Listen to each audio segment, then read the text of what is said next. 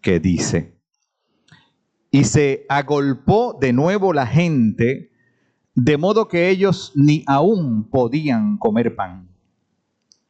Cuando lo oyeron los suyos, vinieron para prenderle, porque decían: está fuera de sí. Pero los escribas que habían venido de Jerusalén decían que tenía a Belcebú y que por el príncipe de los demonios echaba fuera a los demonios.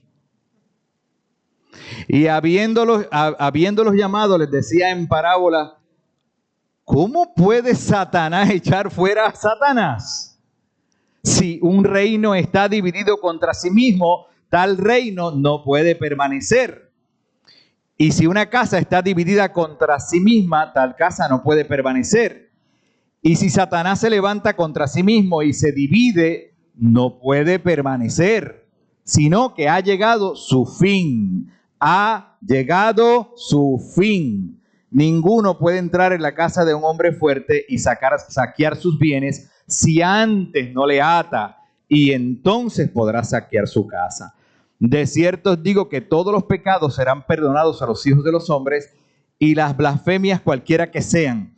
Pero cualquiera que blasfeme contra el Espíritu Santo no tiene jamás perdón, sino que es reo de juicio eterno. Porque ellos habían dicho: tiene espíritu inmundo. Ahora, dígame usted si en la palabra de Dios hay algún insulto más grande contra el Hijo de Dios que este que estamos leyendo en esta mañana. Aunque ciertamente en un momento dado se le dijo bastardo, ¿verdad? Porque alegadamente no tenía padre. Y en otro momento se le dijo también que Jesús era un comilón y un bebedor, que se pasaba por ahí, dizque en las casas comiendo y bebiendo, y en las reuniones. Y entonces yo quiero hablarles en esta mañana en el tema de la voluntad de Dios, que es el tema para este día, algo sobre la identidad nuestra en esa voluntad de Dios. O cómo nosotros ejercemos o discernimos y actuamos en favor de la voluntad de Dios en las cosas que hacemos, ¿verdad? O que pensamos o que decimos. Y quiero invitarles a acercarnos a este texto de una manera particular a través del análisis de uno de sus personajes. Ya hemos dicho, ¿verdad?, que aquí hay varios personajes, ¿verdad? Incluyendo sin duda al de Jesús. Pero quiero hacerlo de esa manera. Pero antes de eso yo quiero invitarles a ustedes a reflexionar sobre su propia identidad y cómo el nombre suyo está relacionado a esa identidad. Por ejemplo, Félix, no sé si esto es muy infraganti, pero tú sabes lo que significa Félix. ¿Cuál es el significado de tu nombre? ¿Sí? ¿Lo sabes? Pues déjalo ahí entre tú y yo por ahora. Pero hay en la antigüedad, por ejemplo, cuando un profeta recibía revelación para ponerle el nombre a alguien, era porque ese nombre, el significado de ese nombre iba a estar relacionado con el carácter, con las cualidades que iba a tener esa persona. Bueno, ¿por qué? Bueno, porque Dios anticipaba la revelación a ese visionario para que pudiera declarar lo que esa persona iba a ser en el futuro.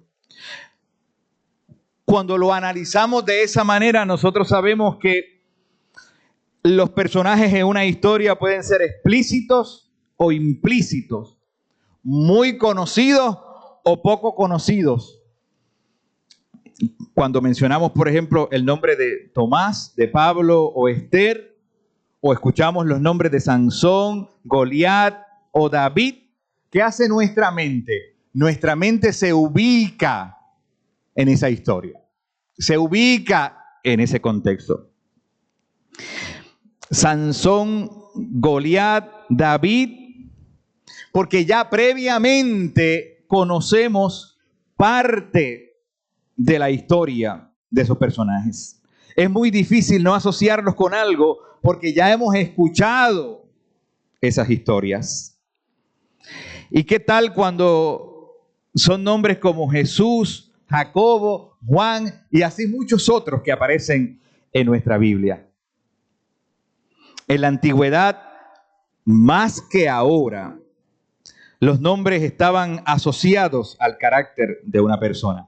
Por ejemplo, Jesús, que significa que Dios salva, había recibido el nombre a través de una revelación a un profeta. A mí me pusieron Hernando porque mi papá conocía a un cantante, ¿verdad? Un músico, Hernando, una segunda guitarra, y entonces le gustaba ese nombre. Pues mi hijo se va a llamar Hernando. No me pregunte, Félix, qué instrumento yo toco, porque realmente una vez, Félix, y Julio me pusieron en la clase de guitarra y duré dos clases. Algo pasa en mis dedos que no funcionó para eso.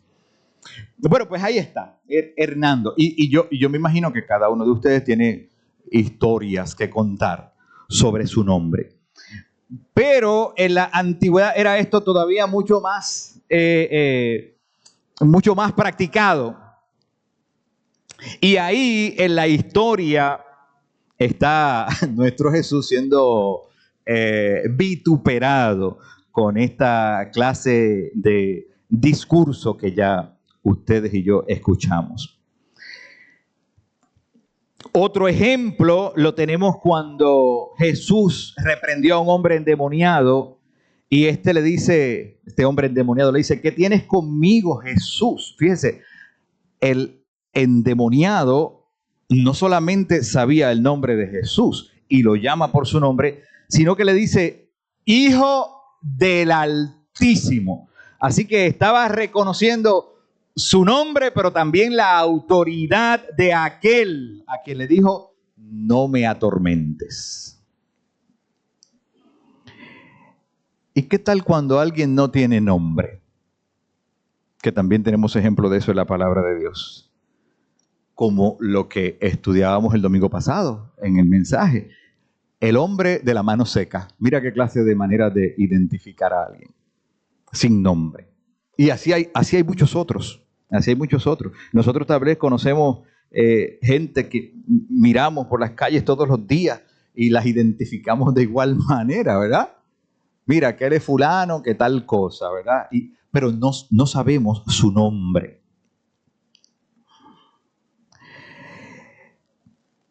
En este caso, en el caso del texto para hoy, en Marcos 3, uno de los personajes, aunque es real, fíjense, porque de quien voy a hablar es de Belcebú, que está asociado con el demonio, ¿verdad? Ya fue demasiado evidente a través de la lectura. Que era real porque el entendimiento religioso de la época sabía que era una identidad que se podía identificar con el mal. Lo que no era real era lo que había ideado la gente, o al menos alguna de las personas que estaban allí con relación a Jesús.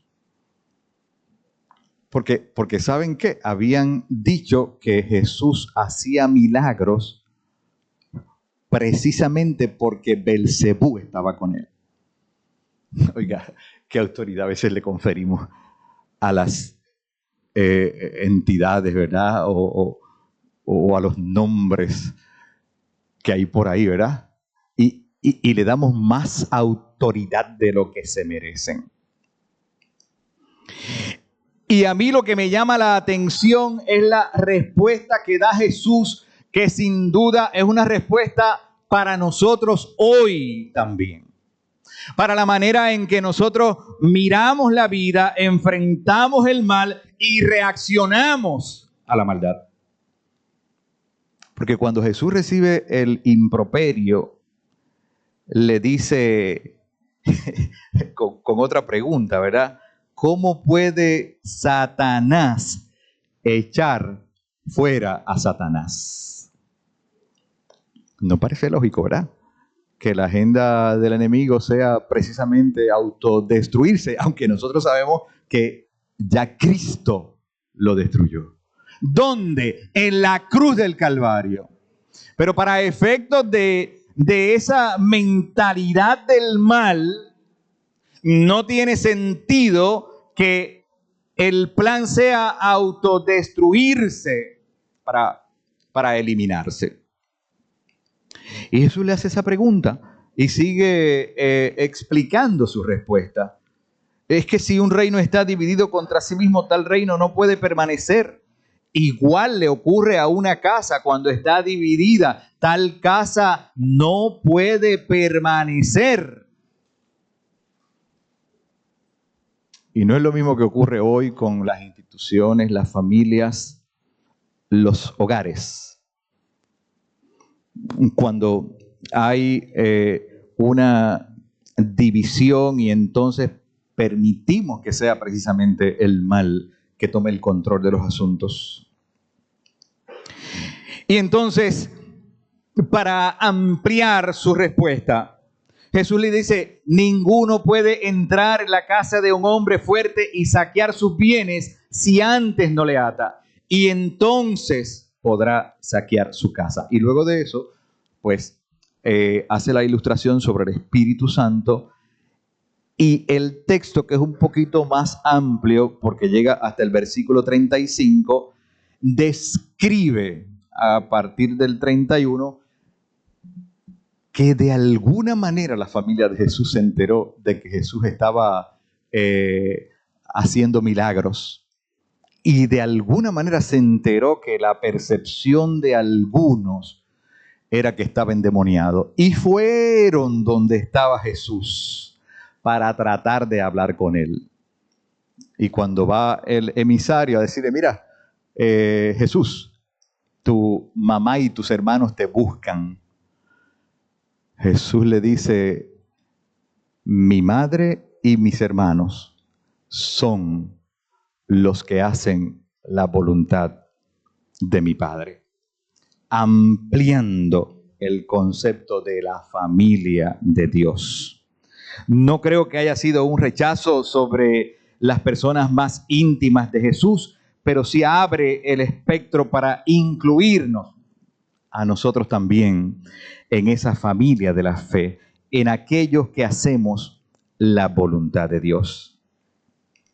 Este príncipe llamado así Belcebú era conocido como el príncipe de los demonios y también se describía como el rey de las moscas.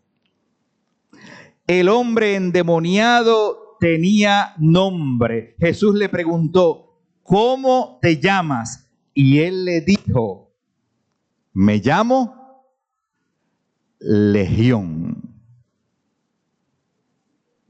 dando cuenta también que ese nombre era parte de su identidad. ¿De cuál identidad? Provocar el mal, destruir la vida, destruir las familias, destruir las relaciones.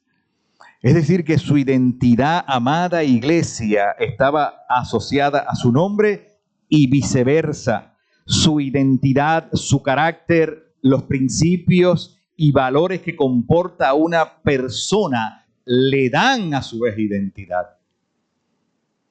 Por eso es que cuando hablan de usted en un foro donde usted no está, por su nombre pueden reconocer, ¿verdad? Si la persona le conoce por su nombre, puede reconocer, ah, sí, mira, si yo me acuerdo de fulano de tal o de fulana de tal. tiene estos atributos, ¿verdad? Tiene estas cualidades. Pero como no todo en la vida es color de rosa, también puede ocurrir lo contrario, ¿verdad? Que se hable mal de nuestro testimonio. Y eso fue precisamente lo que ocurrió con Jesús. Y algunas personas dicen, Jesús hace lo que hace por el respaldo de Belcebú. Y cuando describe el Espíritu Santo, les dice a los que estaban allí que la peor blasfemia que se le podía hacer a Dios era asociarlo con algún tipo de componenda con Satanás. Yo creo que el mensaje de esta mañana, a través de este evidente y descriptivo texto sobre una calumnia a nuestro Jesús, es precisamente qué bando nosotros tomamos cuando la maldad de alguna manera llega a nuestras puertas. Belcebú seguía a Satanás en rango, o sea, era la peor asociación que podían hacer. Y hoy nuestro Dios, a través de otro ejemplo que posiblemente en una lectura a la ligera pase desapercibido, pero que también es parte del texto, Jesús nos dice: ninguno puede entrar en la casa de un hombre fuerte y saquear sus bienes si antes no le ata. Entonces podrá saquear su casa. Una ilustración que tiene que ver con el mal, ¿verdad? Porque está refiriéndose a un saqueador. Jesús la usa de una manera sutil para demostrarnos que a ese hombre fuerte asociado con Belcebú, con Satanás, con la maldad, contra todo lo que se pueda oponer al propósito de Dios, ya Él le ató las manos y lo venció en la cruz del Calvario. Cómo esta palabra puede seguir transmitiendo significado y conocimiento a nuestra vida, no cuando todo está bien, no cuando la vida nos sonríe, no cuando las circunstancias son las que esperábamos, sino precisamente cuando se vira los muñequitos y estamos ante una amenaza, ante una injuria, como es el caso de esta palabra, ante algo desconocido que no anticipábamos. ¿Cómo reaccionamos a eso? Y Jesús nos dice: tu nombre está asociado a la identidad como hijo o como hija de Dios. El nombre que yo te he dado tiene un significado nuevo a través de Cristo. Así que no importa si nos ocurre como Jesús que manchen nuestro testimonio, aun cuando hayamos cometido un error, o en los casos en que no hayamos hecho nada malo, tenemos que reconocer que eso es parte de la vida y que será percibido de diferentes maneras y que en ocasiones van a emitir juicio también sobre nuestra vida. Así que, amada iglesia, pienso con toda honestidad que Marcos está tratando de establecer un mensaje importante a través de esta historia tan particular de nuestro texto sagrado. Y es que si estamos seguros de nuestra identidad, no habrá blasfemia, no habrá influencia maligna, no habrá componenda del enemigo que se pueda interponer al propósito de Dios. Y en este día de celebración de la vida, podemos decir: hasta aquí Dios nos ha ayudado. Y si podemos seguir hacia adelante, independientemente de lo que nos haya pasado, es como decíamos sobre Félix, ¿verdad? Es solamente por la misericordia de Dios. Es solamente por la gracia de Dios. Que así nos ayude el Señor para continuar celebrando la vida. Que Dios les bendiga.